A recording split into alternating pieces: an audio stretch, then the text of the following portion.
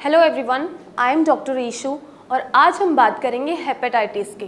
Hepatitis क्या है, उसके कॉजेज़ क्या हैं जिन वजह से वो हो सकता है, उसके सिम्टम्स क्या है और साथ ही कौन सा ट्रीटमेंट आप ले सकते हैं। अगर हम हेपेटाइटिस की बात करें तो हेपेटाइटिस आपके लिवर का इन्फ्लेमेशन है।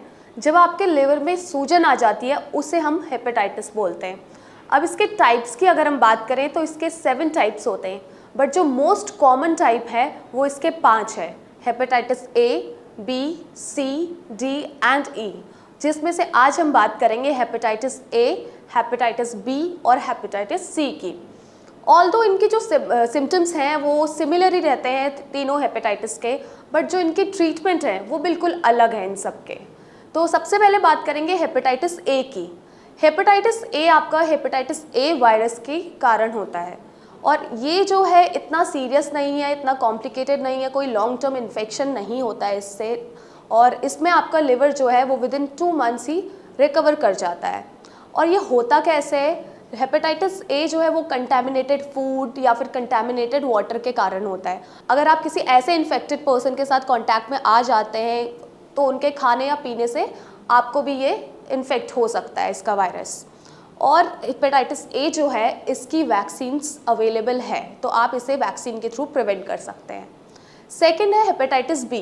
हेपेटाइटिस बी जो है वो हेपेटाइटिस बी वायरस के कारण होता है, जिसे हम HBV वायरस भी बोलते हैं। हेपेटाइटिस बी जो है वो आपका एक क्रॉनिक डिजीज़ है और जिसके जो कॉजेज़ हैं वो कई सारे हो सकते हैं, जैसे कि इन्फेक्टेड निडल्स को यूज़ करना। किसी हेल्दी पर्सन में अगर आप किसी इन्फेक्टेड पर्सन की निडल यूज़ करेंगे तो उसे भी हो सकता है हेपेटाइटिस बी। सेकेंडली, किसी ऐसे इन्फेक्टेड पर्सन का सामान यूज़ कर लेना, लाइक सेम फॉर एग्जांपल जैसे सेम टूथब्रश यूज़ करना और सेम रेजर्स यूज़ करना, इससे आपको भी ये वायरस ट्रांसमिट हो सकता है। थर्डली, अगर आप किसी ऐसे पर्सन के साथ सेक्सुअल कांटेक्ट में आ रहे हैं जो कि ऑलरेडी इन्फेक्टेड है तो ये वायरस आपको भी आ सकता है। लास्टली, अगर कोई प्रेग्नेंट वुमेन है और वो इन्फेक्टेड है इस वायरस से, तो चांसेस हो जाते हैं कि उसका जो अनबॉर्न चाइल्ड है उसमें भी ये इन्फेक्शन आ जाए। ऐसे में जब बच्चे का बर्थ हो गया है और उसे भी हेपेटाइटिस बी का इन्फेक्शन आ गया है तो आफ्टर 12 आवर्स ऑफ बर्थ उसको ट्रीटमेंट देना ज़रूरी है। अब अगर बात करें हेपेटाइटिस बी के सिम्टम्स की, तो इसके सिम्टम्स का जो पता है वो 1 से 4 महीने में इसके सिम्टम्स का आपको पता चलता है। तो इसमें सिम्टम्स क्या क्या मिलते हैं, जैसे जोड़ों में दर्द, बुखार आना, पेट में दर्द, भूख ना लगना, फीवर आ जाता है और साथ ही साथ आपको काफ़ी वीकनेस फील होती है, कमज़ोरी फील होगी, टायर्डनेस फील होगी, आपका यूरिन का कलर डार्क होगा। तो ये सारे जो सिम्टम्स हैं ये आपके हेपेटाइटिस बी के हैं। और जो हेपेटाइटिस बी है ये आपका इसमें अगर आपको टेस्ट कराने हैं तो इसका पता कैसे चलेगा? इसके लिए ब्लड टेस्ट हैं, उससे आपको इसका पता चल सकता है।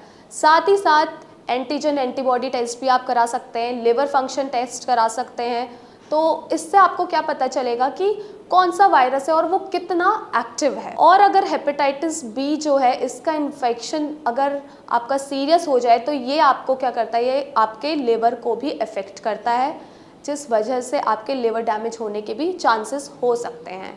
तो ऐसे में इसकी वैक्सीन्स हैं जिससे आप इसके वायरस को प्रिवेंट कर सकते हैं और कुछ एंटीवायरल मेडिसिन्स भी हैं। तो बेहतर रहेगा कि अगर बच्चे का बर्थ हो गया है तो आप उसे पहले ही इसकी वैक्सीन्स लगा लें टाइमली। थर्ड है हमारा हेपेटाइटिस सी। तो हेपेटाइटिस सी जो है ये हेपेटाइटिस ए और बी से ज़्यादा सीरियस है। और ये होता कैसे है? ये किसी भी इन्फेक्टेड पर्सन के ब्लड के द्वारा होता है।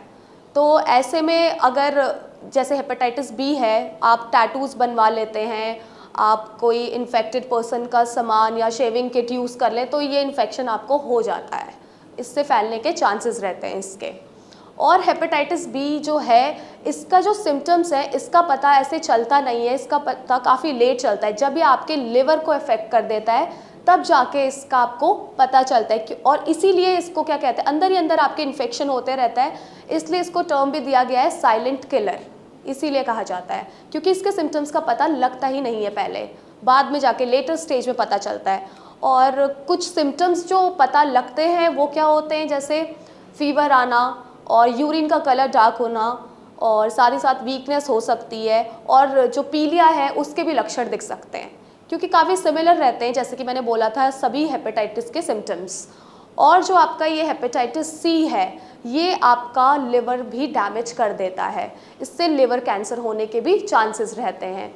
इसकी कोई वैक्सीन नहीं है, थोड़ा इसके प्रिवेंशन के लिए कुछ एंटीवायरल मेडिसिन्स हैं, और आपको अगर इसका एक ट्रीटमेंट लेना है, एक सेफ और इफेक्टिव मोड ऑफ आप ट्रीटमेंट चाहिए अगर इसका, तो वो होम्योपैथी है। होम्योपैथिक मेडिसिन क्या करती है, आपका जो मेटाबॉलिक सिस्टम है उसको स्ट्रेंथन अप करती है, और वो जितनी भी ये लिवर प्रॉब्लम आ रही है उसको भी ठीक करती है, क्योंकि जो होम्योपैथिक मेडिसिन हैं वो आपके रूट कॉज पे जाके काम करती है, ना कि सिर्फ आपकी बाहरी डिजीज़ पे, क्योंकि रूट कॉज ट्रीट होगा तो डिजीज़ अपने आप ही चले जाएगी।